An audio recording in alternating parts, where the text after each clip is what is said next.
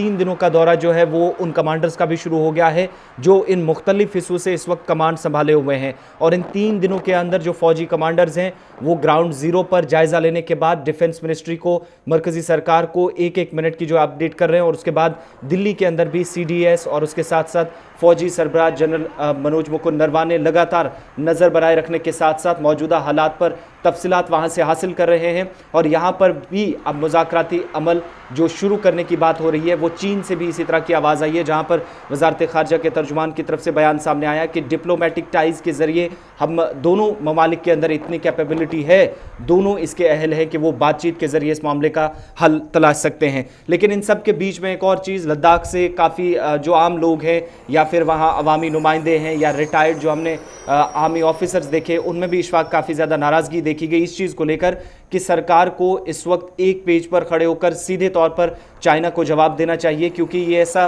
पहला मौका नहीं, 7 से 8 बार हो चुका है जब इस वक्त चीनी फौज ने एक बार फिर भारतीय हिस्से के अंदर इंडियन हुदूद के अंदर दाखिल होने की कोशिश की है। इस वक्त हमारे साथ रिगजिन पालबार साहब ने भी ज्वाइन कर लिया है, फॉर्मर चीफ एग्जीक्यूटिव काउंसलर ले हैं, इस वक्त हमारे साथ फोन लाइन पे ज्वाइन कर चुके हैं। रिगजिन साहब, बहुत शुक्रिया ज्वाइन करने के लिए। इस वक्त की situation line of actual control पर किस तरीके से आप देख पा रहे हैं, और खुद आपने इन इलाकों को देखा है, ग्राउंड पर आप मौजूद हैं, किस तरह की करंट सिचुएशन आपके सामने है?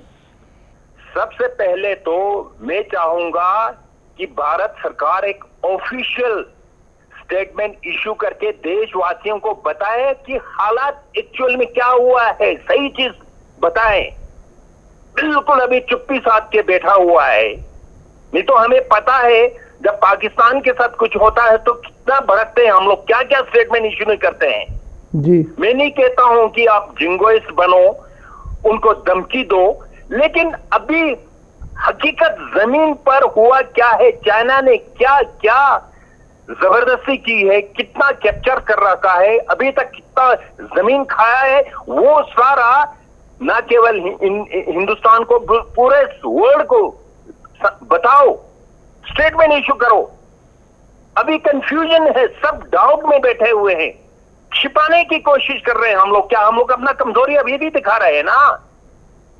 और चाइना के साथ देखिए, हम लोग चाइना का सपोर्ट करते रहे हैं आज तक, चाहे तिब्बत का इशू हो, चाहे अमेरिका का कोई हालचाल चलता कहीं भी हो, लेकिन चाइना तो हमें ऐसा छूट नहीं देता है। चाइना तो आपको सपोर्ट नहीं करता है। पाकिस्तान को टेररिस्ट स्टेट डिक्लेयर करने की बात हो, हर समय चाइना वीटो करता है। क्या चाइना हमारा दोस्त है? फिर भी आप चाइना को खुश करने के चक्कर में लगे हुए हैं। तो इस बार हमें अपने नेशनल इंटरेस्ट को लेकर आगे नीति चलाना होगा, नहीं तो China has taken us for granted, तभी तो हमें तंग कर रहे हैं। वो उनका हालात ठीक नहीं है। अब सल्लर साहब ये भी बताइएगा, ये तो इंटरनेशनल प्रोस्पेक्टिव में आप सारी बात कर रहे हैं, अब जो ये गैल्वन वादी है, इसको स्ट्रेटेजिकली कितना इंपॉर्टेंस है लद्दाख के अंदर? अरे लद्दाख की बात छोड़िए आप, पूरा देश के लिए इंपॉर्टेंट है। ये इनसे ये घुसते जाएंगे, उनको सियाचिन का एक्सेस आसान हो जाता है, उनको पाकिस्तान के साथ जुड़ने के लिए आसान हो जाता है। हमें ऊपर पूरा चारों तरफ से इंसर्कल करेंगे। आप लद्दाख की बात नहीं करेंगे। लद्दाख का तो आज तक जमीन कैप्चर करते आ रहे हैं, वो लोग खा रहे हैं, सारा हमारा पास्चर लैंड खा गया, हमारा नोमैड लोगों का लाइवलीहुड ये लोग छीनते जा रहे हैं। और जिस तरह से ये लोग बेहुदा अग्रेसिव पोस्चर हमारे फौजियों को इंसर्ट करते हैं, आपने वीडियोस में देखा होगा ना जी जी जी, किस तरह का वायलेंट और किस तरह का बेहुदा हरकत करते हैं बॉर्डर पर। ये लोग क्या समझ के रखा है इन्होंने हमें? तो इसलिए इंडिया को बहुत ही जबरदस्त स्टैंड लेना पड़ेगा और उनको वो सारा जमीन खाली करवाना पड़ेगा और पूरा जो LAC का पहले हालात था वहां पर लाना पड़ेगा। और बॉर्डर को खाली छोड़ के नहीं रखा जा सकता है। आप चाइना के ऊपर विश्वास करते हैं? आप जी जी जी, चाइना के ऊपर विश्वास करने लायक है क्या? बिल्कुल आपकी बात सही है। चाइना के ऊपर भरोसा नहीं हो सकता है, आपकी बात सही है। बहुत शुक्रिया सल्लर साहब, आपने ग्राउंड जीरो पर आकर बताया कि किस तरीके की सिचुएशन जो है वो बनी हुई है। लेकिन सूरत हाल दिल्ली की जब हम बात करते हैं तो गालिबन हमारे साथ रहमत कलीम अभी भी ज्वाइन किए हुए हैं। तो रहमत, आप सुन रहे थे कि ग्राउंड ज़ीरो पर क्या कुछ है और किस तरीके के जज्बात हैं, कैसे समेटेंगे इन सारे जज्बात को आप?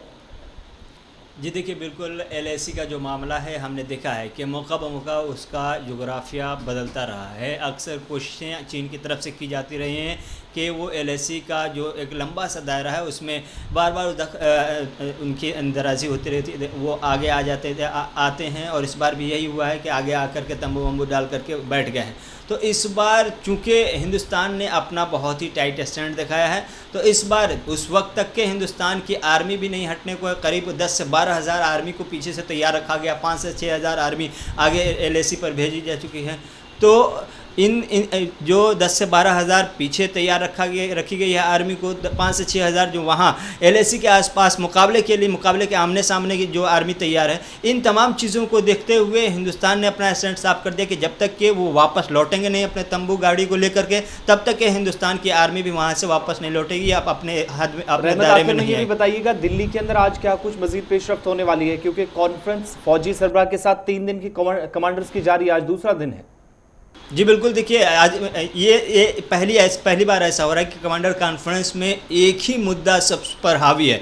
कल भी हमने देखा कि दिन भर लद्दाख इशू पे चाइना के साथ जो अभी मामला चल रहा है उस पर डिस्कशन हुआ, और आज भी उसी पर डिस्कशन और बहस मुबाहिसे की उम्मीद है। हमने आपको शुरू में बताया कि इस पर क्या कुछ आगे का ऑप्शन है, अगर हालात ठीक नहीं होते, साजगार नहीं होते, इंडियन आर्मी के पास ऑप्शन क्या क्या होंगे, विकल्प क्या क्या होंगे, क्या कुछ किया जा सकता है, उन तमाम चीज़ों को लेकर के बाज़ाब्ता तौर पर एक ब्लूप्रिंट तैयार किया जाए, एक रोड मैप तैयार हमारे साथ ज्वाइन करने के लिए। हमारे साथ ब्रिगेडियर अनिल गुप्ता साहब ने भी ज्वाइन कर लिया है, चूंकि माहिर है इस पूरे मामले के, इनसे जरा बात करते हैं। ब्रिगेडियर साहब, बहुत शुक्रिया ज्वाइन करने के लिए। लगातार बात हो रही है पिछले 2-3 दिन से लद्दाख की।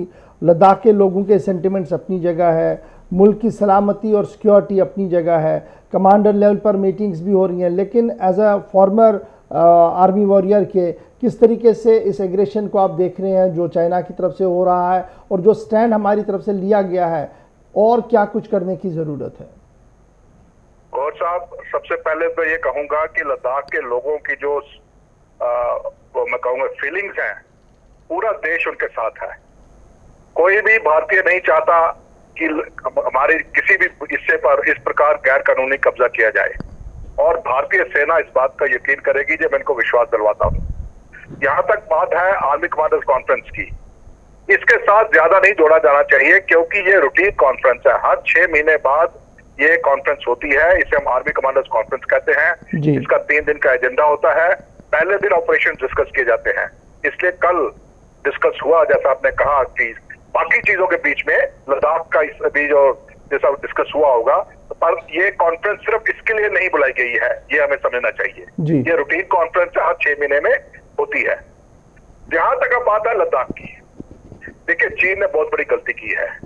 चीन ने गलती इसलिए की है कि चीन को हमने जो चीन की दुखती रग है उसको हमने दबाने की कोशिश की है। चीन की दुखती रग है अक्साई चिन, शशम वैली, कराकोरम पास, ये सारी चीजें जो है चीन चाहता था कि इसके ऊपर उसकी डोमिनेशन हमेशा रहे, लेकिन जो हमने दरबुक से शौक जाते हुए डीबी और रोड बनाई है, उसके आगे हम फीडर रोड बना रहे हैं, उससे चीन बहुत छटपटा गया है। और यही कारण है चीन का कि चीन ने इस बारी ये दुस्साहस किया है, और भारतीय सेना ने भी मुंह तोड़ जवाब दिया है। भारतीय ये जो 25 किलोमीटर की बात पहले कही गई, इससे मैं सहमत नहीं हूं। अगर आप नक्शे को भी देखेंगे, सैटेलाइट को भी देखेंगे, तो एलएसी के आगे अगर वो 25 किलोमीटर आ जाते हैं तो वो रोड के इस तरफ होते, लेकिन वो रोड के इस तरफ नहीं है, और रोड को कहीं से भी रोड के नजदीक नहीं है। तो ये कहना कि ये 25 किलोमीटर अंदर आ गया है, ये अतिशयोक्ति है, लेकिन इंगेजमेंट हुई है, इसमें कोई डाउट नहीं है, और भारतीय सेना ने उनको रोक लिया है। भारतीय सेना इनफैक्ट ट्रैक बना रही थी गलवान पोस्ट तक, जो कि इन्होंने रोकने की कोशिश की है। अब बात है भारत का रिस्पॉन्स। भारत का रिस्पॉन्स इस वक्त बहुत ही बढ़िया है। भारत ने साफ कर दिया है कि हम अपना इंफ्रास्ट्रक्चर डेवलपमेंट करते रहेंगे। देखिए असली बात यह है कि चीन ने एलएसी के पास, पूरे एलएसी में, यही नहीं मिडिल सेक्टर, ईस्टर्न सेक्टर, सब जगह उन्होंने अपना डेवलपमेंट इतना ज्यादा कर दिया है कि हर फॉरवर्ड पोस्ट तक उनकी फीडर रोड्स हैं। जी। लेकिन वो हिंदुस्तान को ऐसा नहीं करना देना चाहते, क्योंकि अगर हिंदुस्तान ऐसा कर लेगा तो फिर एलएसी की जो डोमिनेशन है वो दोनों सेनाओं के बराबर हो जाएगी। अभी तक चीन एलएसी को अपनी मर्जी से क्रॉस करता रहा है ताकि उसके जो क्लेम लाइंस हैं उनके ऊपर वो अपना क्लेम बनाए रखे। लेकिन भारत ने अब कह दिया कि हमें अपना एलएसी पूरी तरह मालूम है, हमारी जमीन कहां तक है, हमारी धरती कहां पर, हमारी बाउंड्री कहां तक है, हम अच्छी तरह जानते हैं और हम वहां तक पेट्रोल करेंगे, वहां तक इंफ्रास्ट्रक्चर बनाएंगे। ये मेन बोन ऑफ कंटेंशन है इस वक्त चीन और भारत के बीच में टेक्निकल लेवल के ऊपर। जियोपॉलिटिकल रीजंस क्या है वो पहले से बता चुके हैं। अब देखिए, जैसे मैंने कहा कि चीन काफी हद तक हमसे आगे निकल चुका है, जहां तक कि पहाड़ी इलाका एलएसी का इलाका है जी। तो उसका स्ट्रॉन्ग पॉइंट बन चुका है। तो हिकमत कहती है कि जहां पर दुश्मन स्ट्रॉन्ग है आप वहां पर अपनी माथापीछी क्यों करते हैं? Don't put your strength against the enemy strength, you must always put your strength against enemy weakness. और चीन की कमजोरी कहां है? चीन की कमजोरी पहाड़ों में नहीं बल्कि ओशंस में है। हमें चीन को अगर हराना है तो चीन को हमें साउथ चाइना सी और इंडो पैसिफिक में हराना होगा।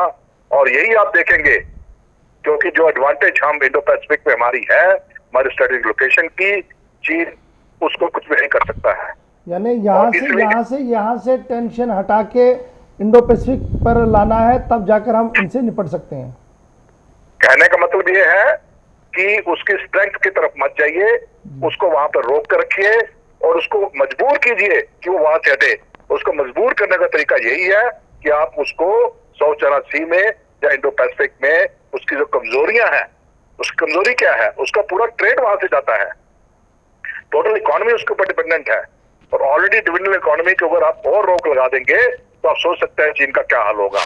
चलिए, ये चीन वही भाषा समझता है, चीन आसान भाषा नहीं समझता है। और जो आप बात कही है प्रेसिडेंट ट्रंप की, प्रेसिडेंट ट्रंप तो देखिए ऐसा है कि वो ट्वीट करते रहते हैं। भारत ने शुरू से ही कह दिया है कि हम किसी भी टीम के चीयर लीडर नहीं बनेंगे, यानी हम किसी खेमे के चीयर लीडर नहीं बनना चाहते हैं। हमारी अपनी पॉलिसी है चीन के खिलाफ, स्ट्रेटजी ऑफ बैलेंस हम मेंटेन करते हैं चीन इज कंसर्न, और हम चीन को खुद डील करने में सक्षम हैं। अगर जरूरत पड़ेगी तो देखेंगे।